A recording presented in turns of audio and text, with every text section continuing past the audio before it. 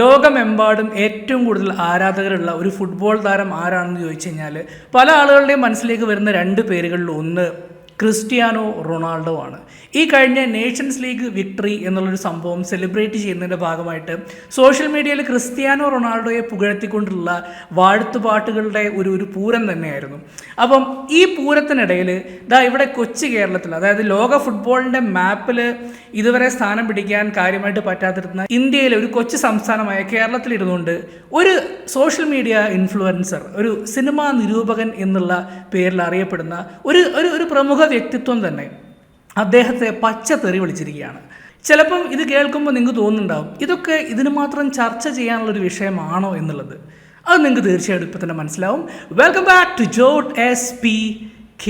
വ്യക്തിപരമായിട്ടുള്ള കുറച്ച് പ്രശ്നങ്ങളുടെ പേരിൽ കുറച്ചൊരു ഗ്യാപ്പ് വന്നു. കഴിഞ്ഞ കുറച്ച് ദിവസങ്ങളായിട്ട് കാര്യമായിട്ട് വീഡിയോസ് ഒന്നും ചെയ്യാൻ പറ്റിയിരുന്നില്ല.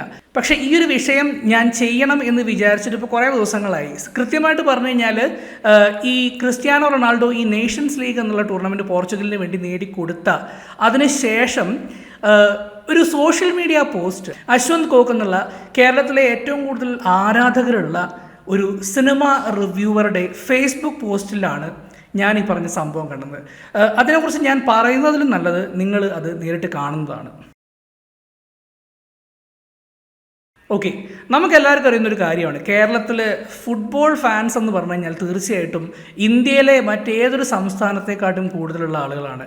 നമ്മളുടെ കേരള ബ്ലാസ്റ്റേഴ്സിനൊക്കെ എങ്ങനെ സ്നേഹിക്കുന്നു എന്നുള്ളത് മറ്റുള്ള പല രാജ്യങ്ങളും അത് കണ്ടിട്ട് ശരിക്കും പറഞ്ഞാൽ കണ്ണു തള്ളി നിന്നുപോയിട്ടുണ്ട്.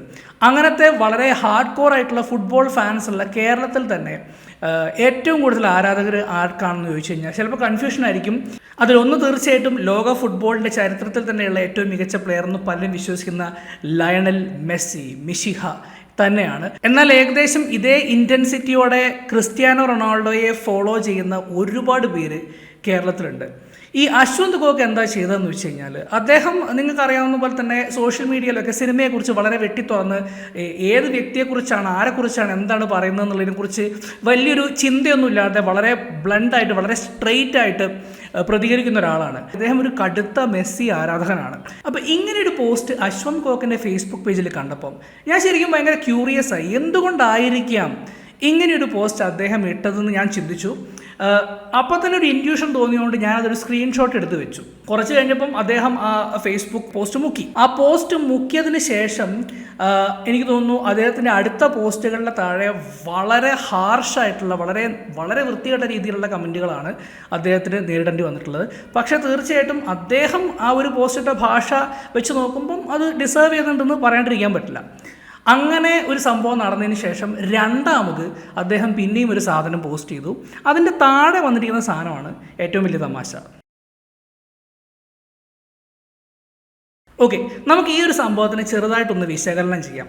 എന്തുകൊണ്ടായിരിക്കും നമ്മളൊക്കെ അത്യാവശ്യം ഇൻ്റലക്ച്വൽ എന്ന് വിശ്വസിക്കുന്ന അശ്വന്ത് കോക്കിനെ പോലെ ഒരാൾ ഇങ്ങനെ ഒരു പോസ്റ്റ് സോഷ്യൽ മീഡിയയിൽ ഇട്ടിട്ടുള്ളത്? ഇതിന് ഞാൻ കാണുന്ന 3 പ്രധാനപ്പെട്ട പോസിബിലിറ്റീസാണ്. ഒന്നാമത്തത്, അദ്ദേഹം തീർച്ചയായിട്ടും ഒരു കടുത്ത മെസ്സി ആരാധകനായത് കൊണ്ട് തന്നെ ക്രിസ്ത്യാനോ റൊണാൾഡോ ജയിച്ച ശേഷം ഒരു പക്ഷേ അദ്ദേഹത്തിൻ്റെ ഇൻബോക്സിലേക്കോ അല്ലെങ്കിൽ അദ്ദേഹത്തിൻ്റെ വാട്സപ്പിലൊക്കെ പലതരത്തിലുള്ള ഫാൻ ക്ലബ്ബുകളുടെ മെസ്സേജസും കാര്യങ്ങളൊക്കെ ഒരു പക്ഷേ അദ്ദേഹത്തിന് ഇറിറ്റേറ്റ് ചെയ്തിട്ടുണ്ടാവും. അതിൻ്റെ ഒരു മറുപടി എന്നുള്ള രീതിയിലായിരിക്കാം ഒരു പക്ഷേ അദ്ദേഹം ഇത് പോസ്റ്റ് ചെയ്തത്.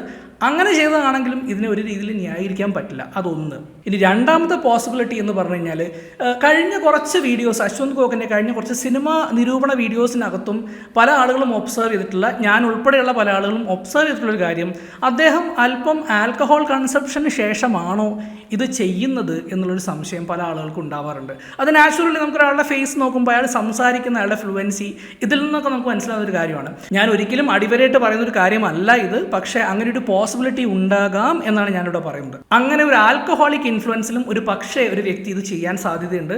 തീർച്ചയായിട്ടും പിറ്റേ ദിവസം രാവിലെ എണീക്കുമ്പം ഞാനിത് ചെയ്തത് ശരിയായില്ല എന്നുള്ള ചിന്തയിലായിരിക്കാം ഒരു പക്ഷേ അദ്ദേഹം അത് ഡിലീറ്റ് ചെയ്തത്.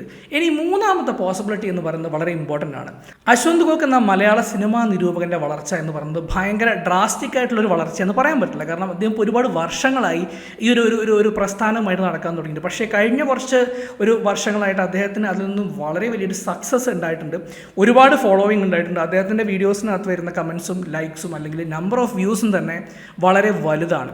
അപ്പോൾ ആ ഒരു സക്സസ് അദ്ദേഹത്തിൻ്റെ തലയ്ക്ക് കയറി പിടിച്ചോ അല്ലെങ്കിൽ എനിക്കെന്തും പറയാം, അല്ലെങ്കിൽ ഞാൻ എന്ത് പറഞ്ഞാലും അത് എൻ്റെ ആത്മവിശ്വാസം അല്ലെങ്കിൽ എൻ്റെ ധാർഷ്ട്യം നിങ്ങൾ കണ്ടോളൂ, അല്ലെങ്കിൽ നിങ്ങൾ അതിനെക്കുറിച്ച് എന്ത് വേണമെങ്കിലും ചിന്തിച്ചോളൂ, ഞാൻ അതിനെക്കുറിച്ച് ചിന്തിക്കുന്നില്ല എന്നുള്ള രീതിയിലുള്ള ഒരു ആറ്റിറ്റ്യൂഡാണോ എന്നതാണ് മൂന്നാമത്തെ പോസിബിലിറ്റി.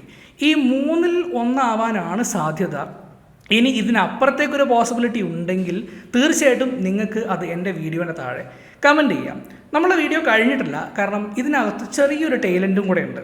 ഇത് ഞാൻ പലപ്പോഴും ആലോചിച്ചിട്ടുള്ളൊരു കാര്യമാണ്. കാരണം നമ്മൾ ഏതൊരു മേഖലയിൽ എടുത്തു കഴിഞ്ഞാലും ഏറ്റവും മുകളിൽ നിൽക്കുന്ന രണ്ട് ആളുകളുടെ കൂടെ അല്ലെങ്കിൽ അവരെ ഫോളോ ചെയ്യുന്ന ഒരു പറ്റം ജനങ്ങൾ ഉണ്ടാവുക എന്നുള്ളത് വളരെ നാച്ചുറലാണ്. ഇതിന് ഒരുപാട് ഉദാഹരണങ്ങളുണ്ട്.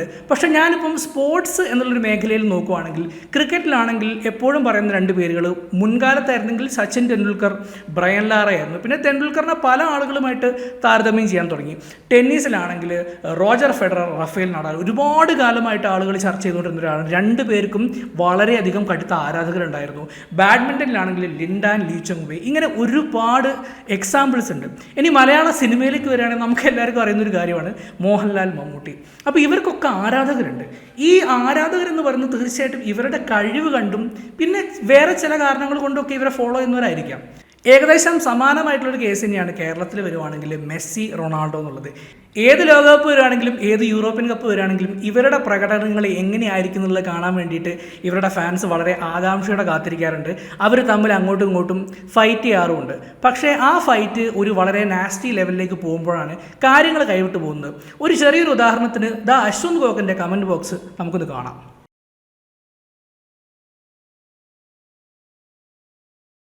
ഇതാണ് അവസ്ഥ. നാച്ചുറലി ഏതൊരു മനുഷ്യനും ട്രിഗേർഡ് ആവാനുള്ള സാധ്യതകളുണ്ട്. നമ്മൾ ഒരാളെ സ്നേഹിക്കുമ്പോൾ, ഒരാളുടെ കഴിവിനെ അപ്രീഷിയേറ്റ് ചെയ്യുമ്പം മറ്റൊരാളെ ഇകഴ്ത്തുന്നത് എന്തിനു വേണ്ടിയിട്ടാണ്? അല്ലെങ്കിൽ അയാളെ കണ്ണടച്ച് വിമർശിക്കുന്നത്, അല്ലെങ്കിൽ അയാളെ തെറി പറയുന്നത്, അബ്യൂസ് ചെയ്യുന്നത് എന്തിനു വേണ്ടിയിട്ടാണ്? ഈ ഒരു ചോദ്യം എൻ്റെ മനസ്സിലേക്ക് ഒന്നും കൂടെ എറിഞ്ഞതാണ് ഈ ഒരു അശ്വന്ത് കോക്ക് കേസ്. കാരണം ഞാൻ എപ്പോഴും ആലോചിക്കാറുണ്ട്, ഇദ്ദേഹത്തെ പോലെയുള്ള ആളുകൾ അത്യാവശ്യം വിദ്യാഭ്യാസമുള്ള ആളാണ്, സോഷ്യൽ മീഡിയയിലും മറ്റു മേഖലകളിലും അത്യാവശ്യം നല്ല രീതിയിലുള്ള റെപ്യൂട്ടേഷനുള്ള ഒരു വ്യക്തിയാണ്.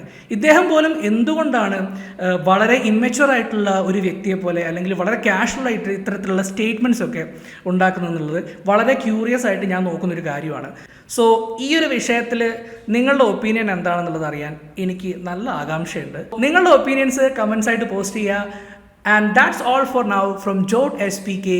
Thank you very much, and we'll be back with a fresh new episode.